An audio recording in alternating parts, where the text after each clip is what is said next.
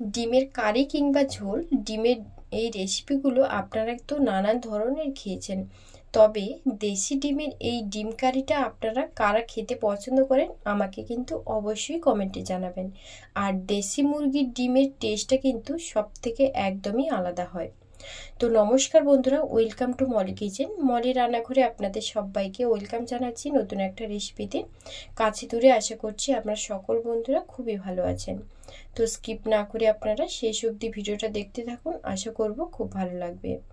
তো বন্ধুরা, আজকের এই রেসিপিটা বানানোর জন্য আমি এখানে দেখুন একটা কন্টেনারের মধ্যে কিছুটা ডিম আর কিছুটা নিয়েছি ধানের যেই তুষগুলো হয় সেই তুষগুলো আমি আর এই কন্টেনারের মধ্যে ভরে তার মধ্যে আমি যতগুলো আমার ডিম প্রয়োজন হবে ঠিক ততটাই আমি ডিম এর মধ্যে দিয়ে আমি এনেছি। আর এটা কিন্তু আমার দেশ থেকে এই ডিমগুলো ভরে এনেছি আমি। আপনারা এইভাবে করে যদি দূর থেকে আনতে চান তাহলে এই পদ্ধতিটা কিন্তু আপনারা অবশ্যই ট্রাই করে দেখতে পারেন। সেক্ষেত্রে ডিমগুলো কিন্তু একদমই ভাঙার কোনো চান্স থাকে না। তো দেখুন আমি পরপর করে ডিমগুলো বের করে নিচ্ছি। বন্ধুরা দেখুন আমি ডিমগুলো বের করে নিয়েছি। আর এখানে একটা ডিম দেখুন কতটা ছোট ডিম। অনেকগুলো মুরগির থেকে এইটা কিন্তু প্রথম দেওয়া ডিম, মানে যেই মুরগির ডিম আমরা এটা এনেছি সেই মুরগির ডিমটা কিন্তু প্রথমে দিয়েছে। তো তার জন্য দেখুন ডিমটা কতটা ছোট। আর এখানে নিয়েছি আলুগুলোকে ভালো করে ধুয়ে পরিষ্কার করে নিয়ে তারপর খোসা না ছাড়িয়ে আমি আলুগুলোকে কেটে নিয়েছি। এইভাবে করে আলুগুলো ছাড়ালে আলুগুলো কিন্তু মানে একদম নরম হয়ে যায় না। তো বন্ধুরা আমি কিন্তু আলু আর ডিমটা লবণ দিয়ে খুব ভালোভাবে সেদ্ধ করে নিয়েছি আর ডিমের খোসাগুলোকে ভালোভাবে ছাড়িয়ে নিয়েছি। আর এখানে দেখুন দেশি মুরগির ডিম যেহেতু তার জন্য ডিমগুলোর কুসুম কতটা হলুদ। তো যাই হোক, এখন আমি ডিমগুলোকে ভেজে নেব। তার জন্য সর্ষের তেল দিয়ে আমি খুব ভালো করে তেলটা গরম হয়ে গেলে লবণ হলুদ দিয়ে ডিমগুলোকে মাখিয়ে রেখেছিলাম। ডিমগুলো এখন তেলের মধ্যে পরপর করে দিয়ে দিচ্ছি। দেওয়ার পর ডিমগুলোকে প্রায় 3 থেকে 4 মিনিট একদম মিডিয়াম ফ্লেমে খুব ভালোভাবে ভেজে নেব। দুই পিঠ খুব ভালো করে ডিমগুলোকে ভেজে নিতে হবে। বেশি ভাজার প্রয়োজন নেই, হালকা ব্রাউন কালার হয়ে গেলে ডিমগুলোকে তুলে নেব। তো এইভাবে করে ডিমগুলোকে উল্টে পাল্টে খুব ভালোভাবে ভেজে নেব। আমরা দোকান থেকে যেই ডিম কিনে খাই ওটা কিন্তু ব্রয়লার মুরগির ডিম, তবে ওই ডিমের স্বাদটা সম্পূর্ণ আলাদা আর দেশি মুরগির স্বাদটা কিন্তু একদমই সম্পূর্ণ আলাদা হয়। আর তার থেকে বড় কথা যদি হয় বাড়ির ডিম তাহলে তো আর কোনো কথাই নেই, দারুণ লাগে খেতে দেশি মুরগির ডিম। তো ডিমগুলো খুব ভালোভাবে ভাজা হয়ে গেছে। তো এখন আমি এই ডিমগুলোকে পরপর করে তুলে নেব।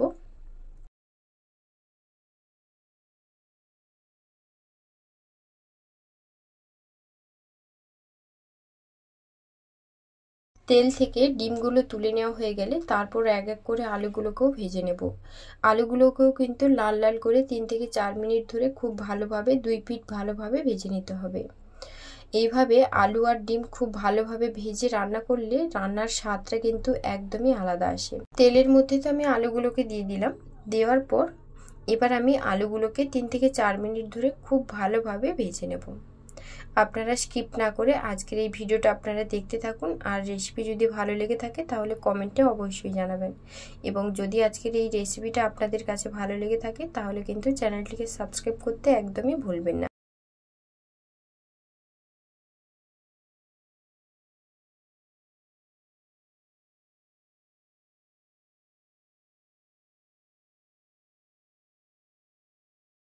তো বন্ধুরা আমার আলু আর ডিমটা খুব ভালোভাবে ভাজা হয়ে গেছে। এবার আমি আলুগুলোকে তুলে নিই। এইভাবে দেশি ডিমের কারি আপনারা কারা খেতে পছন্দ করেন আপনারা কিন্তু কমেন্টে অবশ্যই জানাবেন। আলুগুলো পরপর করে সব তুলে নিচ্ছি। ডিম আর আলু তো আমার ভাজা হয়ে গেছে। এবার রান্নাটা করার জন্য প্রথমে ওই তেলেই আমি দিয়ে দিচ্ছি হাফ চামচের মতন 5 ফোড়ন আর একটা তেজপাতা দিয়ে দিলাম আর দিচ্ছি একটা শুকনো লঙ্কা। তারপর দিয়ে দিচ্ছি গোটা গরম মশলা, মানে 2টো দারচিনি আর 2টো এলাচ দিয়ে দিলাম। দেওয়ার পর ফোড়নটাকে খুব ভালো করে ভেজে নিতে হবে যতক্ষণ না ফোড়ন থেকে সুন্দর একটা গন্ধ বেরোচ্ছে। ফোড়ন থেকে সুন্দর একটা গন্ধ বেরোলে দিয়ে দিচ্ছি একটা মিডিয়াম সাইজের পেঁয়াজ কুচি করে কেটে রেখেছিলাম, সেটা আমি দিয়ে দিলাম। পেঁয়াজটাকে এবার খুব ভালোভাবে ফোড়নের সাথে ভালোভাবে ভেজে নিতে হবে। তো আমি দেখুন পেঁয়াজটাকে একদম লাল লাল করে খুব ভালোভাবে ভেজে নিচ্ছি। 2 থেকে 3 মিনিট ধরে মিডিয়াম ফ্লেমে খুব ভালোভাবে পেঁয়াজটাকে ভেজে নিতে হবে। মানে একদম যতক্ষণ না নরম হয়ে আসে পেঁয়াজটা, ঠিক ততক্ষণ পর্যন্ত পেঁয়াজটাকে খুব ভালোভাবে ভেজে নিতে হবে। তো বন্ধুরা, আমার কিন্তু পেঁয়াজটা খুব ভালোভাবে ভাজা হয়ে গেছে। এবার আমি এই পেঁয়াজের মধ্যে দিয়ে দিচ্ছি 1 চামচের মতন আদা ও রসুনের বাটা। আদা ও রসুনের বাটাটা দেওয়ার পর আবারও 1 থেকে 2 মিনিট খুব ভালোভাবে ভেজে নিচ্ছি। আর এই সময় ফ্লেমটাকে কিন্তু লোতে রেখেছি। আদা রসুনের কাঁচা গন্ধ যতক্ষণ না পর্যন্ত যাচ্ছে ততক্ষণ পর্যন্ত খুব ভালোভাবে ভেজে নিতে হবে। আদা রসুনটাকে তো খুব ভালোভাবে ভেজে নেওয়া হয়ে গেছে। এই পর্যায়ে দিয়ে দিচ্ছি একটা বড় সাইজের টমেটো, একদম ছোট ছোট করে কেটে রেখেছি, সেটা দিয়ে দিলাম। দেওয়ার পর টমেটোটাকে খুব ভালোভাবে ভেজে নেব। আর টমেটোটাকে একদম ভালোভাবে গলিয়ে নেব। মানে টমেটোটা যতক্ষণ নরম না হচ্ছে ততক্ষণ পর্যন্ত টমেটোটাকে খুব ভালোভাবে ভেজে নিতে হবে। তো বন্ধুরা, টমেটোটা খুব ভালোভাবে ভেজে নিচ্ছি। তো এই পর্যায়ে আমি এর মধ্যে দিয়ে দিচ্ছি পরিমাণ মতো লবণ। এতে করে টমেটোটা কিন্তু একদম ভালোভাবে গলে যাবে। তার জন্য আমি আগেই এর মধ্যে লবণটা দিয়ে দিলাম। লবণটা দিয়ে দিলে খুব ভালোভাবে টমেটোটা একদম ভালোভাবে গলে যাবে। আর দিয়ে দিচ্ছি 1/2 চামচের মতন হলুদের গুঁড়ো। এরপর এর মধ্যে আমি দিয়ে দিচ্ছি, মানে পরপর করে আমি সমস্ত মশলাগুলো এর মধ্যে অ্যাড করে দেব। আর দিয়ে দিচ্ছি 1 চামচের মতন ঝাল লঙ্কার গুঁড়ো। ঝালটা আপনারাও অবশ্যই নিজেদের স্বাদ অনুযায়ী দেবেন। লঙ্কার গুঁড়োটা দেওয়া হয়ে গেছে। তারপর এর মধ্যে দিয়ে দিতে হবে 1 চামচের মতন জিরের গুঁড়ো। আর দিয়ে দিচ্ছি 1/2 চামচের মতন ধনের গুঁড়ো। এরপর সমস্ত মশলা দেওয়া হয়ে গেছে। এখানে আমি আর কোনো রকম মশলা কিন্তু অ্যাড করব না। এরপর মশলাটাকে খুব ভালোভাবে ভেজে নিতে হবে আর মশলাটাকে খুব ভালোভাবে কষিয়ে নিতে হবে। ফ্লেমটাকে একদমই লোতে রেখে দিয়ে খুব ভালোভাবে মশলাটাকে কষিয়ে নেব। এখানে আমি আরও সামান্য পরিমাণে একটু জলও অ্যাড করব। জলটা দিয়ে দিলে মশলাটা লেগে যাবে না আর মশলাটা খুব ভালোভাবে কষানো হবে। তো তার জন্য আমি এখানে বেশ কিছুটা পরিমাণে জল এর মধ্যে দিয়ে দিচ্ছি, মানে 1/2 কাপের মতন এর মধ্যে আমি জল অ্যাড করলাম। জলটা দিয়ে খুব ভালোভাবে মশলাটাকে প্রায় 3 থেকে 4 মিনিট ধরে একদম লো ফ্লেমে খুব ভালোভাবে মশলাটাকে কষিয়ে নিতে হবে। মানে মশলা থেকে যতক্ষণ না তেল ছাড়তে শুরু করছে ততক্ষণ পর্যন্ত মশলাটাকে খুব ভালোভাবে কষাতে হবে। তো মশলাটাকে দেখতেই পাচ্ছেন আমি খুব ভালোভাবে কষিয়ে নিচ্ছি। এইভাবে করে একদম লো ফ্লেমে রেখে 3 থেকে 4 মিনিট খুব ভালোভাবে মশলাটাকে কষাতে হবে।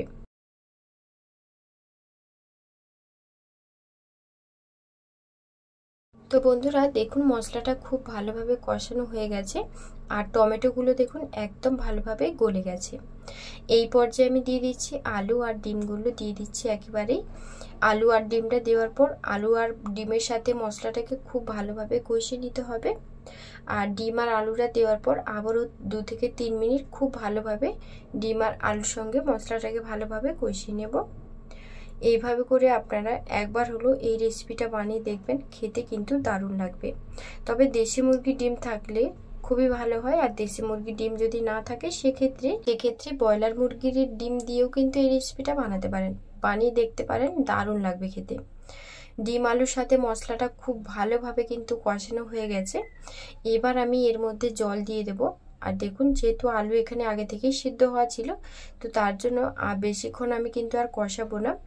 আর এখানে আমি 2 থেকে 3টে আলু কিন্তু ভেঙে দিচ্ছি, এতে গ্রেভিটা গাঢ় হবে আর খেতে কিন্তু দারুণ লাগবে। এখানে একটা ছোট্ট টিপস আপনাদের দিয়ে রাখি, ডিমের ঝোলে, বিশেষ করে ডিমের ঝোলে যদি আপনারা সেদ্ধ আলু ভেঙে দেওয়া যায় তাহলে কিন্তু ডিমের ঝোলের টেস্টটা সম্পূর্ণ আলাদা আসে। আপনারা এই টিপসটা অবশ্যই একবার হলেও আমার কথা অনুযায়ী ফলো করে দেখতে পারেন, খুব ভালো হয় খেতে। তো ডিম আলু আর মশলা তো খুব ভালোভাবে কষানো হয়ে গেছে। এখন আমি পরিমাণ মতন জল এর মধ্যে দিয়ে দিলাম। মানে আমি এখানে 2 কাপের মতন জল অ্যাড করেছি। আমি যেহেতু এখানে ডিমের ঝোল না বানিয়ে যেহেতু আমি ডিমের কষা বানাচ্ছি, তার জন্য বেশি ঝোল আমি এখানে দেব না, মানে বেশি জল অ্যাড করব না। পরিমাণ অনুযায়ী মানে 2 কাপ জল এখানে আমি অ্যাড করেছি। এরপর ঝোলটাকে খুব ভালোভাবে আমি ফুটতে দেব, প্রায় 3 থেকে 4 মিনিট খুব ভালোভাবে ঝোলটাকে ফুটিয়ে নেব।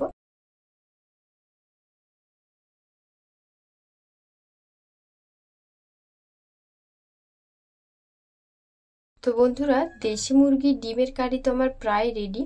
তো এখন আমি নামানোর বেশ কিছুক্ষণ আগে গরম মশলা বাটা উপর থেকে আমি দিয়ে দিচ্ছি। এতে করে এই রান্নার টেস্টটা কিন্তু অসাধারণ আসে। আপনারা গুঁড়ো গরম মশলা না দিয়ে যদি আপনারা বাটা গরম মশলা দেন তাহলে কিন্তু রান্নার টেস্টটা সম্পূর্ণ আলাদা আসে গুঁড়ো মশলার থেকে। তো যাই হোক, আমি কিন্তু গরম মশলাটা দিয়ে দিয়েছি। দেওয়ার পর আবারও ফ্লেমটাকে একদমই হাইতে করে 1 মিনিটের মতন খুব ভালোভাবে ফুটিয়ে নেব ঝোলটাকে। তাহলে কিন্তু আমাদের দারুণ স্বাদের এই ডিমের কারি রেসিপিটা একদমই রেডি হয়ে যাবে। তো বন্ধুরা, আমার তো ডিমের কারি প্রায় শেষের মুখে। ওপর থেকে একটু ধনেপাতা কুচি আমি দিয়ে দিলাম। দেওয়ার পর নাড়াচাড়া করে ঢাকনা বন্ধ করে বেশ কিছুক্ষণের জন্য আমি গ্যাসেই বসিয়ে রাখবো। তারপর আপনাদেরকে সার্ভ করে দেখাবো। রান্নাটা দেখতে যতটা সুন্দর হয়েছে, খেতে কিন্তু অসাধারণ হয়। ডিমের ঝোল কিংবা কারি তো আপনারা নানান ধরনের বানিয়ে খেয়েছেন, এইভাবে একবার হলো ট্রাই করে দেখবেন, অসাধারণ হয় খেতে। তো আপনারা যদি ভালো লাগে আজকের এই রেসিপিটা, বাড়িতে একবার হলো ট্রাই করে দেখবেন, অসাধারণ লাগে খেতে। আর যদি ভালো লাগে কমেন্টে কিন্তু অবশ্যই জানাবেন যে আজকের এই রেসিপিটা আপনাদের কেমন লাগলো। সো বন্ধুরা, আজকের এই ভিডিওটা আপনাদের কেমন লাগলো কমেন্টে কিন্তু অবশ্যই একবার হলো জানাবেন, এবং যদি ভালো লেগে থাকে তাহলে বাড়িতে একবার হলো ট্রাই করে দেখতে পারেন। আর যদি আজকের আমার পর্বের ভিডিওটা আপনাদের ভালো লেগে থাকে তাহলে চ্যানেলটিকে সাবস্ক্রাইব করে রাখবেন পরবর্তী ভিডিও পাওয়ার জন্য। তো সবাই খুব ভালো থাকবেন, সুস্থ থাকবেন। সবাইকে ধন্যবাদ জানিয়ে আজকের ভিডিওটা এই পর্যন্ত। আর আপনারা পরবর্তী ভিডিও আমার কাছে কি দেখতে চান সেটা কিন্তু কমেন্টে অবশ্যই একবার হলেও জানাবেন। আর আজকের এই ভিডিওটা সম্পূর্ণ দেখার জন্য আপনাদেরকে অসংখ্য ধন্যবাদ। সবাই ভালো থাকবেন, সুস্থ থাকবেন। সবাইকে ধন্যবাদ জানিয়ে আজকের এই ভিডিওটা এই পর্যন্ত। Thanks for watching my video.